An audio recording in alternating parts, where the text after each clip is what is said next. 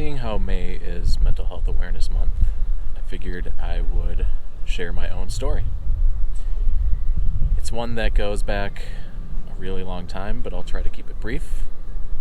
It goes back as far as I can remember to being a child, probably early grade school, when the thought of death, which I know scares a lot of people, was just something that wouldn't escape my brain. I would have physical reactions to it.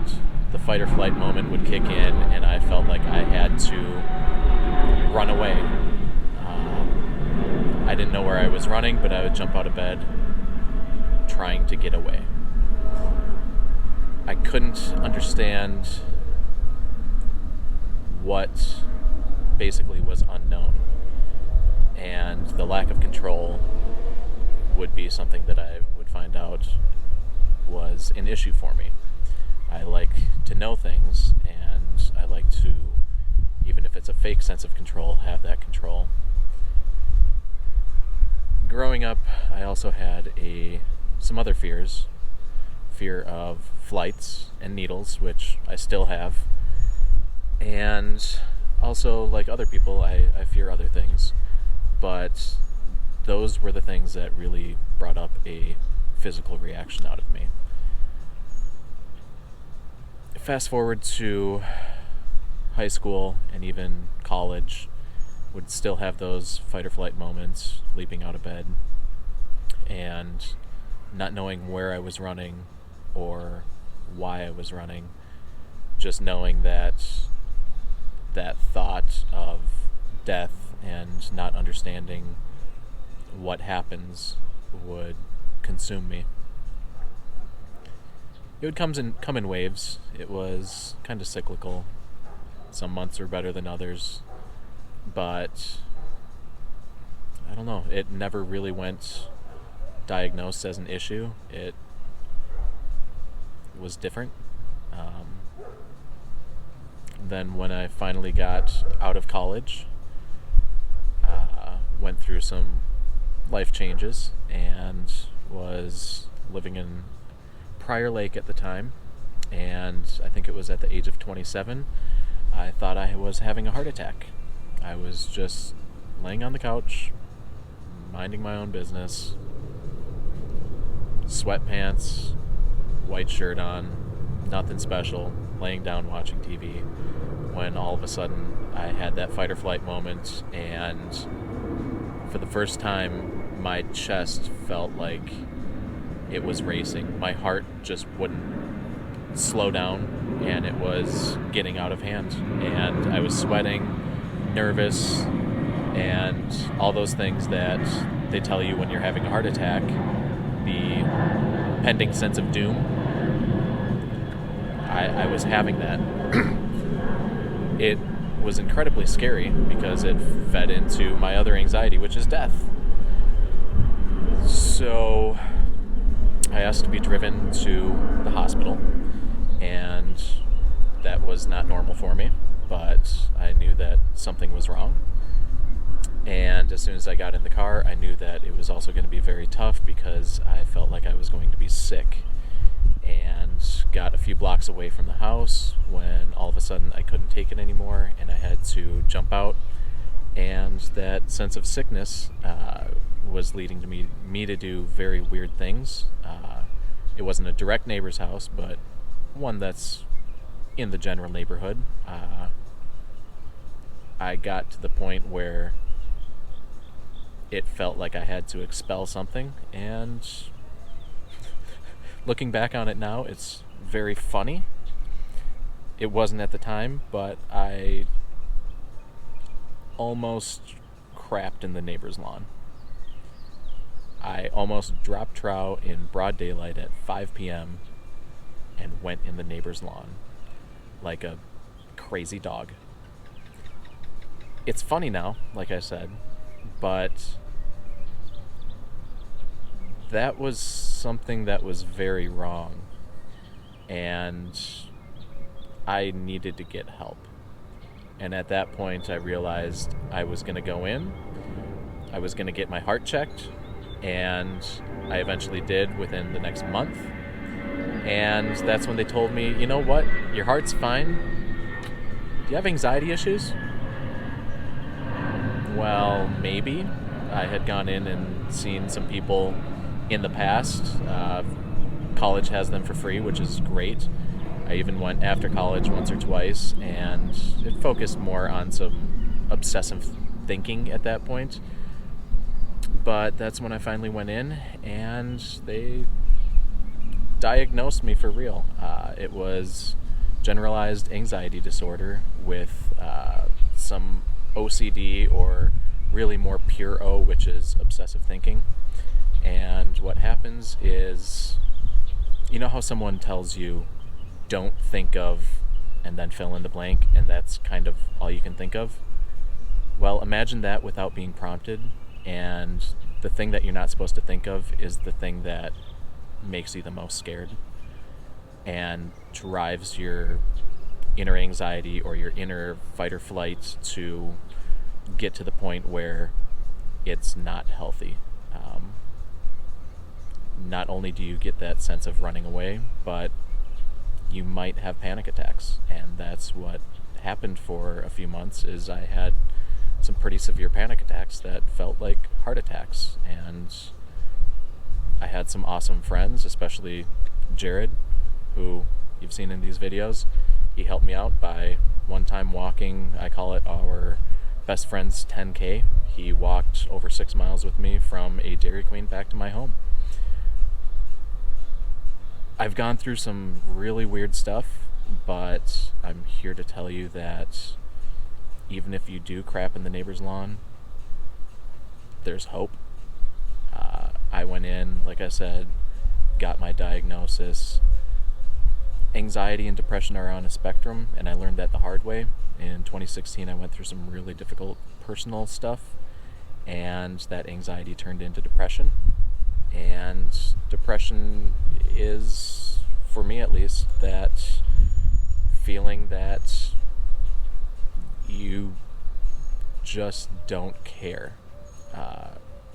I'm scared of death, so it never manifested into actual thoughts of suicide, but the idea that I just didn't want to exist anymore was definitely there.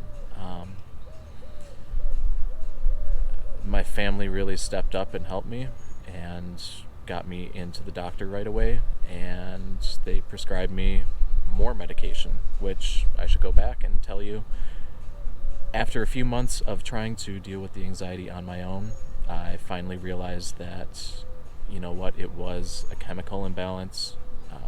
I could help myself a little bit and developed really good coping mechanisms, but ultimately it was too much. My serotonin levels are either low, or the ability to absorb them is not as highly functional as others, and that's okay.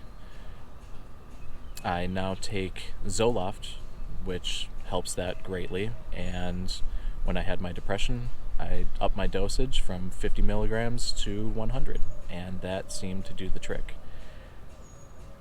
It might not last forever, I might have to change, but I've also learned the hard way, don't go cold turkey, don't wean yourself off of them, go through a professional.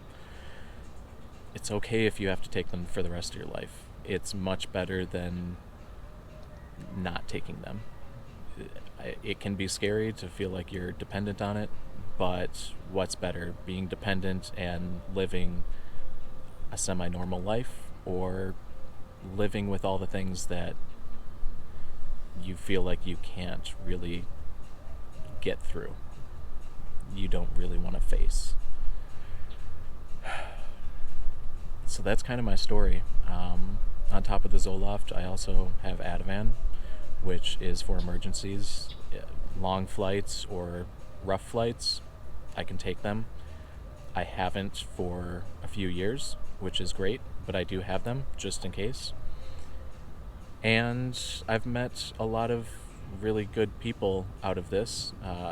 I've been talking very openly and honestly about it as much as I can, and finding out that friends, family members, and loved ones that I've met along my journey also either have it themselves or know someone that's going through it. And I think the best thing that you can do is educate yourself a little bit more.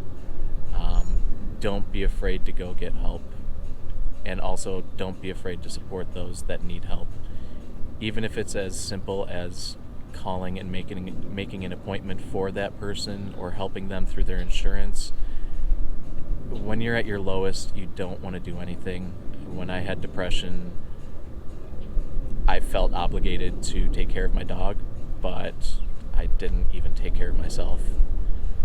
So the small things that you can do for someone that's going through that pain, that low spot, that feeling that they can't get through things, those little things add up. And it can seem overwhelming to get help because there's a lot of psychological things that go through your brain. You feel like you're a failure, or you feel like you have something wrong with you, or you're just scared of knowing what is wrong with you. It's gonna be okay. Getting that help is much better than suffering. You don't have to be a martyr to anxiety, depression, or any other mental illness. If I'm gonna leave you with one thing here from the sacred space in Miami, that I'm not making that up, that's where this is being filmed. I feel like that's kind of poetic. I'm gonna leave you with this. Go to NAMI.org, educate yourself, find some of those resources. It's so much bigger than just suicide and those really deep, heavy things. Those are very important, don't get me wrong, but the wide swath that it can impact anyone, whether it's temporary or something like me where it's a chemical imbalance that I'll probably have for the rest of my life. There's a lot of information, and there's a lot of help, and there's a lot of ways to get involved. So share your story, whether it's directly through the comments below or in your own video, or even just with a therapist or someone that you trust or love. That's huge. And if you are struggling, please let someone know. And if you're that person that they let know, that's where that NAMI.org can really help, because more than likely you're not going to be able to actually fix them or really help them, but you'll be able to point them in the right direction and be that person that makes those small little steps that help them get kind of pushed in the right way.